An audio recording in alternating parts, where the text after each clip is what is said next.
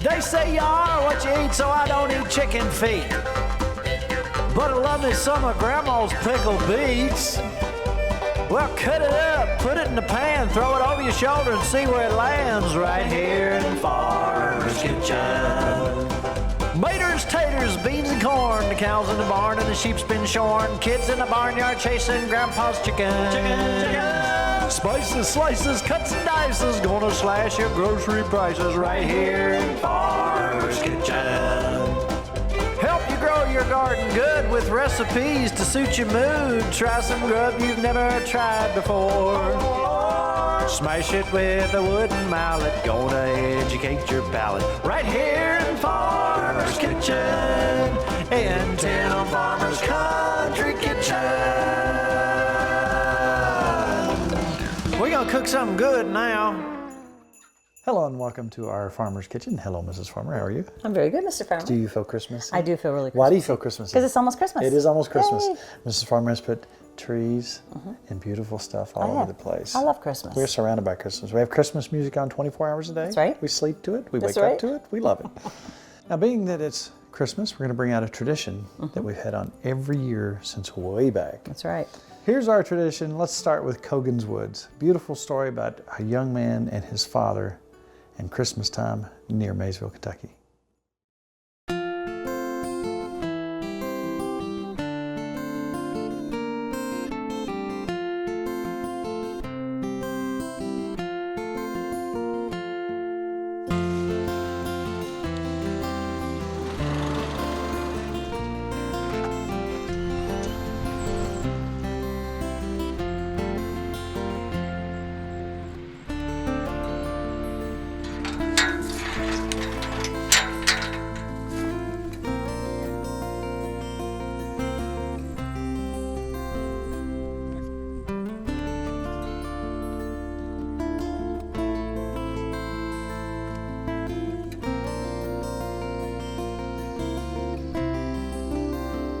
When I was young, it happened every year.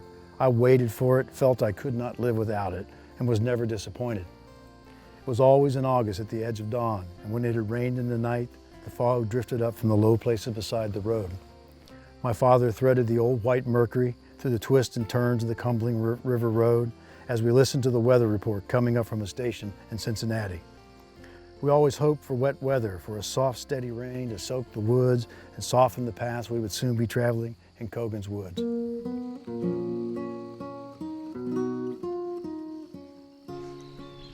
This fellow right here, Ron Ellis, wrote a book called Kogan's Woods. Somebody gave that to me years ago, said, you gotta read this. So I climbed up in a tree stand and I started reading this book. Yeah. And I thought, man, oh man. Anybody who's ever hunted with a relative, or especially your father, squirrel hunted back in the day when that's all we had going on, it's have-to reading. The taking of the gear from the trunk was done with a great deal of ceremony. Dad poured himself another cup of coffee from the thermos, lit a cigarette, and then stood quietly for a few minutes just studying the darkness and listening. Though I was close by, I suspect he was, during those brief moments, very much alone with his memories, and with familiar sounds and voices I could not hear. We spent some time loading our vests with shells, green Remingtons for me and Blue Peter's holes for Dad. Dad finished his last cup of coffee and another cigarette as we stood there in the dark. We traded shotgun shells without fail before going into the woods on every hunt. It was a good luck ritual, a wish for a successful and safe hunt. We placed the good luck shells, which is what Dad called them, into the magazines of the 410s and pumped them into the chambers, the little guns clicking and throwing metallic echoes in the hills that came back to us in the dark.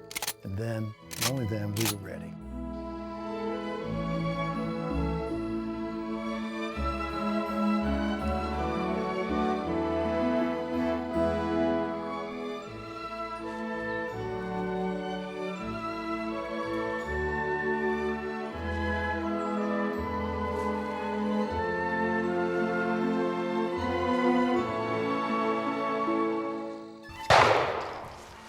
Hey, this guy was sitting on a stump.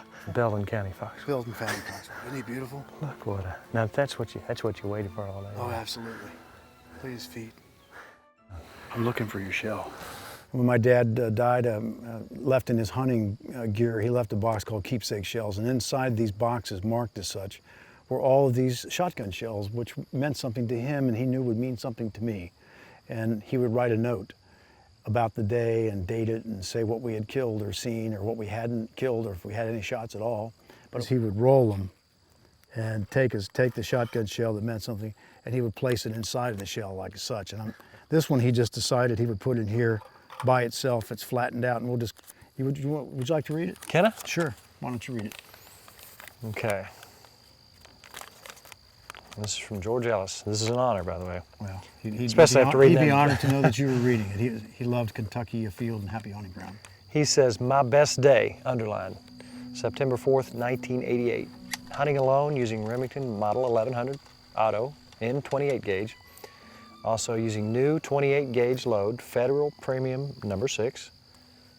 And it says, large, very tall pig nut near Warline fence. 6 shots.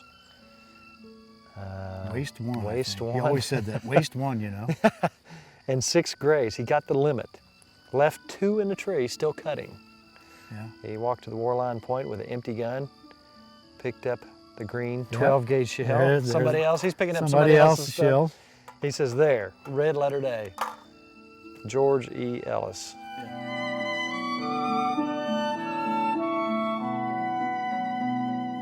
He left you things. He left you clues. He left you timepieces. He left you time capsules, you might say. He did. And you're still finding those today. I am. If he wrote about it, it was an important day for him. Your dad was an unreal kind of guy who left memories for his kids. And I hope that my kids have those kind of memories from me. There it is. There it is. Now you know what he'd say. Put a note in it so that you always remember. And he This would. is an important day. Yeah. You know, his gun, he was a great squirrel hunter, loved squirrel hunter, and he would have thought the world of you. Can I keep that? It's your shell. Put a note in it. I will. Okay. I certainly will. Yeah.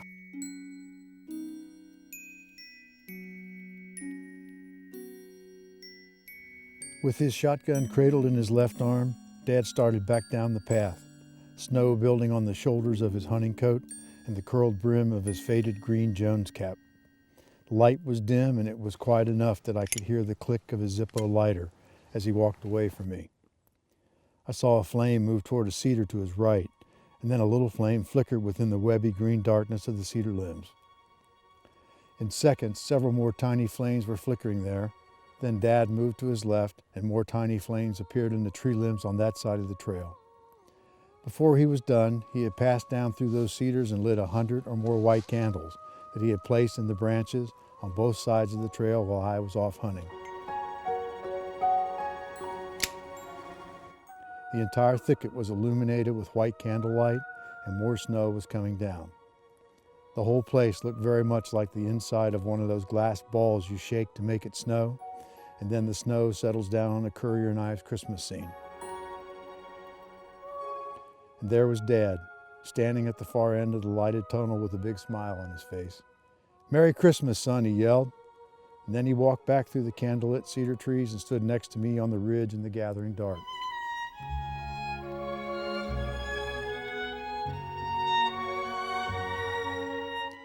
"I always wanted to do this up here all of my life," he said.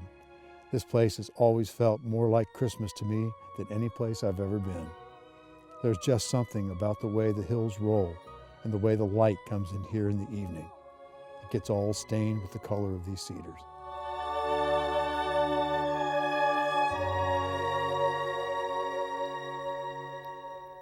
August 21, 1965. Second squirrel of 2, killed on ridge at log site using the Winchester Model 42. Ron with me on hunt. He got 1. This shell, good old blue, a Peters number 6, first one used from a box purchased on a trip to Ball Knob, Arkansas. Young gray leaving Hickory Tree after I had killed 1. Lovely morning and a lot of fog.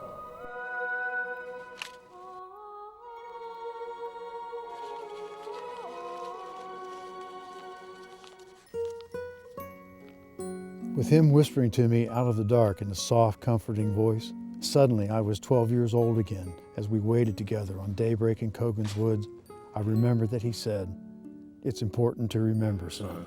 It's so important to remember.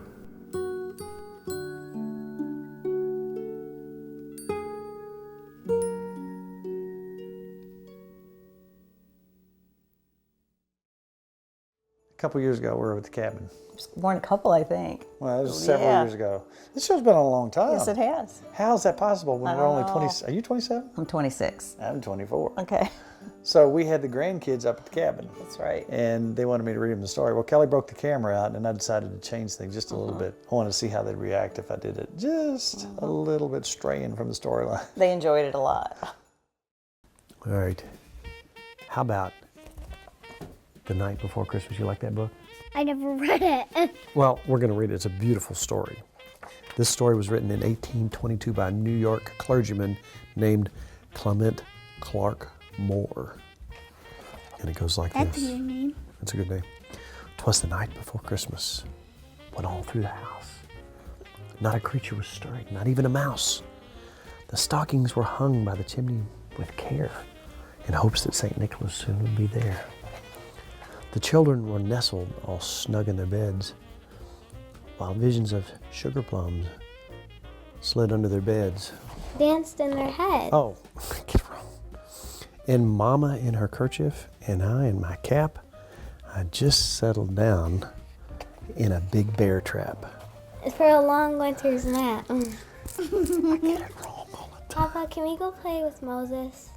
Let me tell you something about Moses. Now, here's the deal with Moses. We got to feed him, but he protects the sheep. He's a working dog, so that means we really can't pet him too much. So basically, we just have to, wave at him from outside the fence and give him his food because he has to bond with the sheep.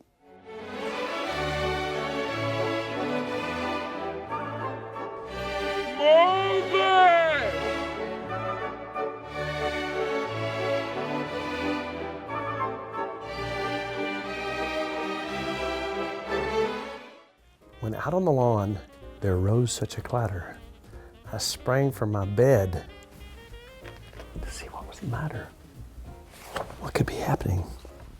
Away to the windows I flew like a flash, tore open the shutters, and threw out the trash. Threw up the Oh man, I've got to put my glasses on.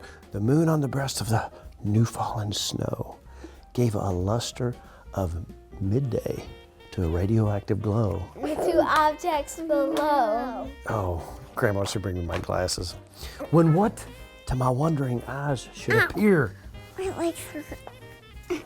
but a miniature sleigh and a huge 8-point deer. And 8 tiny reindeer.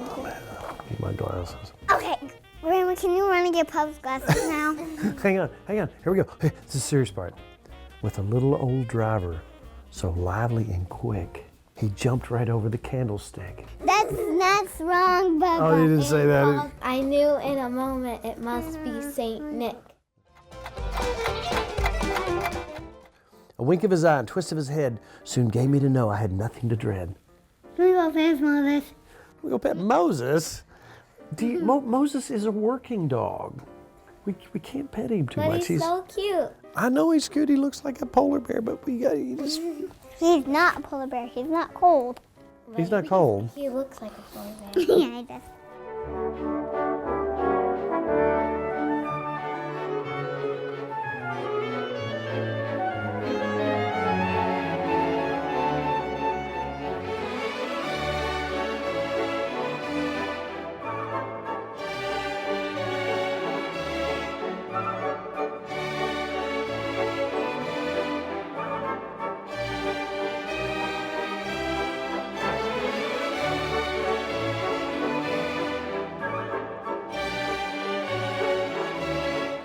But I heard him exclaim as he drove out of sight, "Merry Christmas to all." And to all, good night. Isn't that a wonderful book? Now, I just want you all to know that Christmas is coming, and I hope you've been good, and I hope that It's going to take 6 years. whatever that means. But you know what? I hope you've been good. I hope when I say things like, you know, we can't pet Moses, I hope you're not sneaking out there and petting Moses because he's got a bond with the sheep. You sure wouldn't do that, right? No. Because Christmas is coming. The goose is getting fat.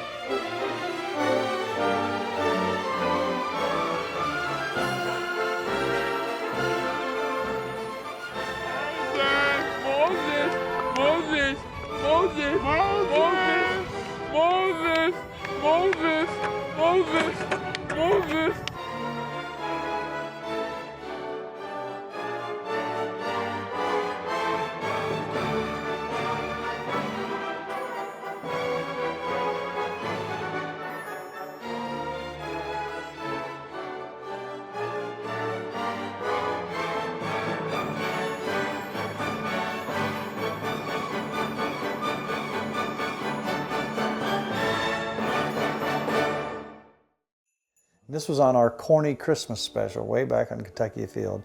And we had a tight little band back in the day, and we were like goofing on Elvis here. Christmas, Christmas, Christmas. Well, it's Christmas time, pretty baby. Snow is falling on the ground. Oh, yes it is. Well, it's Christmas time, pretty baby.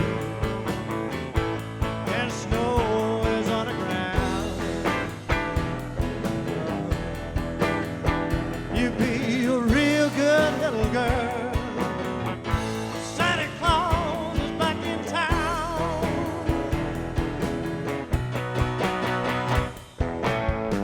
Got no sleigh with reindeer, no sack on my back.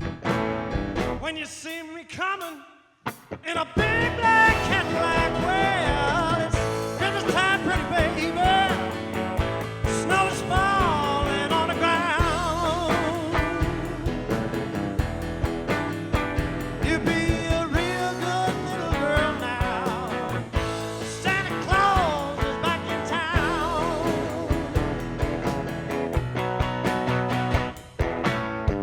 Hang up your pretty stocking, turn out the light. Santa Claus is coming down your chimney tonight. Well, nice Christmas time, pretty baby. Snow is falling on the ground. Yes, baby. You be a real good little girl now. Santa Claus is back in town. Go, Johnny.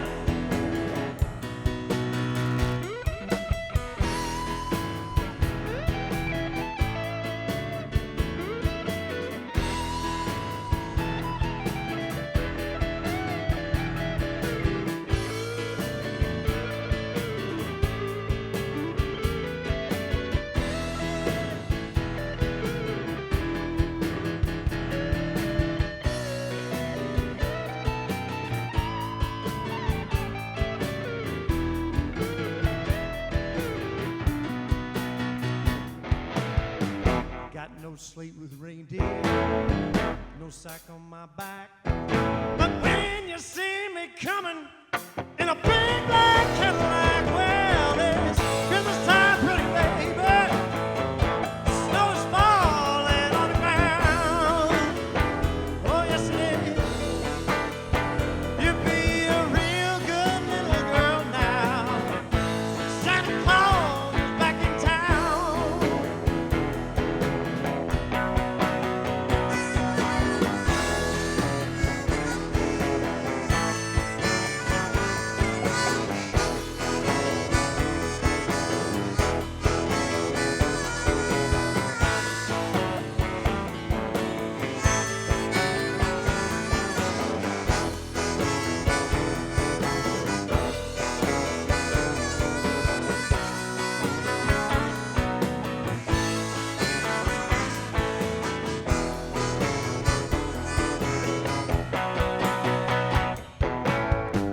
Hang up your pretty stockings, turn out the light. Santa Claus is coming Now you tell me tonight, well now, it's Christmas time, pretty baby. Snow's falling on the ground. Oh yes it is. You be a real good little girl now. Santa Claus is back in town. You be a real good little girl now. Santa Claus is back in town.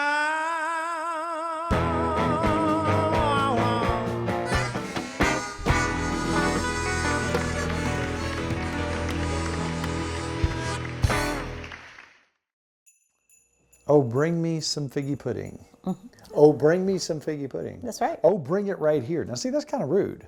Now, this dates back to what, 17th century? I mean, you hear references to figgy pudding, and I think Dickens even talked about figgy pudding. But this is, tell me about your figgy pudding. If you wanted to make it, we're not going to do the whole recipe. It's different because it's steamed. It's not cooked. Right. Well, actually, yeah. First, I started. Here's the ingredients. I started with 7 pieces of bread. I got my food processor out. Everything was food processor. I chopped the bread up, and this was not even drying the bread. This was just regular bread. Right. After I did that, took it out, spread it on a cookie sheet, and I hit 300 degrees for 4 minutes. Oh, so you toasted it a little bit, just a few minutes. Then I took it back out and put a half a cup of milk with it. Set it aside. Then here's the weird ingredients. I took some beef. It was supposed to be beef suet, but when I went to the grocery store, they didn't have any. They said I could use tallow. So we did 1 cup of beef tallow. Then I took a cup and a half of figs, threw that in the processor. So I'm chopping this all up together, and then I put in 3 eggs. And I really let that chop up till it was, pretty moist. Then I poured back in the bread mixture and the milk. Then I put in a pinch of salt, and then I put in a cup of sugar. And I beat that all up and put it in this pan right here. And then I took a bigger pan and I put this in that pan, and you kind of did, then I poured boiling water around it. And I would change that water and keep it hot. I did that for 3 hours, every half hour. So you could just feel it and see if it was getting less than warm, you put warm water. That's a real old-fashioned way of cooking. So I just you steamed it? I steamed it for 3 hours. And that's it. And there's also a hard sauce you can put on it, which is basically what? I really like this too. All right, what I did with that is I took a stick and a half of butter, and this was not softened, right out of the fridge, cut it in tablespoon pieces, and put that in my food processor, chopped it up. Then I took powdered sugar, 1.5 cups, slowly added that in as I was mixing it up. Guess what the secret ingredient was though? Brandy. Tablespoon. That's brandy. Yes, and it tastes so good. I've been eating it with a spoon. I gotta stay out of that. Yeah, I could eat delicious. that whole thing. So let's do this. I'm excited to try it. It actually smells really good. It's interesting. It's sweet and savory. Yes.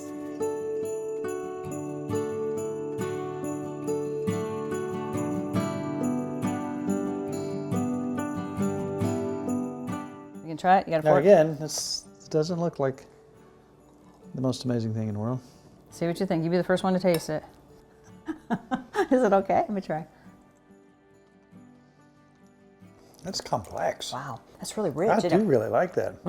That's good. You gotta like figs. Yeah, I can't even describe that. That's really good. Now, Mrs. Farmer, before we tell everybody Merry Christmas and a Happy New Year, That's right. we should probably tell them about our Facebook page. Good idea. Now, we got a bunch of friends over there, but we need some more because we need more folks to talk to and listen to and share stories with. But it's such a complicated process. How would you go about it? You hit like. You hit like. It's really And if you're looking for recipes like this or other things, where would you go, Mrs. Farmer? I go to timfarmerscountrykitchen.com. And there are gazillion and 22 There recipes. are. And this is going to be there too, and isn't how-tos. it? This will be there next. So we wish you a Merry Christmas, and A Happy New Year. from our kitchen to yours, we wish you the very, very best, and we hope you have a wonderful holidays and safe and healthy as well. That's right. Until next week, it's all about Good times. good friends. And really good eats. We'll see you next week on Tim Farmer's Eat some Country more of Kitchen. this. Go ahead.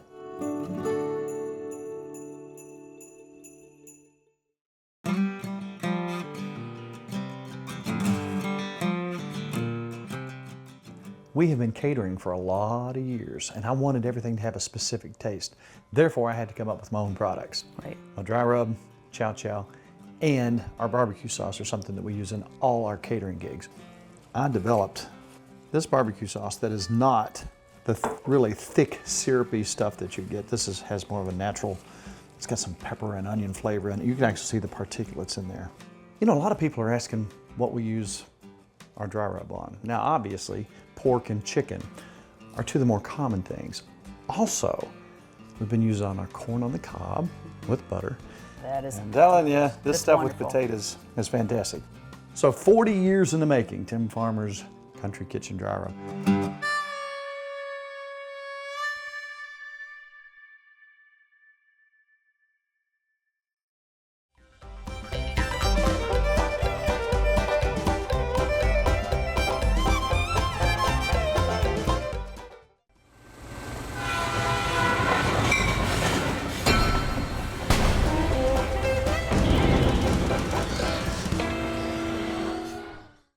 Funding for Tim Farmer's Country Kitchen is brought to you by Emerson Farms Country Store. Something for every member of the family. Ephraim McDowell Medical Center in Danville, Kentucky. Gulf Coast Connection. Seafood straight from the Gulf to you. The Spine Center of Central Kentucky. Wilderness Road Hospitality, Stanford, Kentucky. Visit Frankfort, Kentucky's spirited capital city.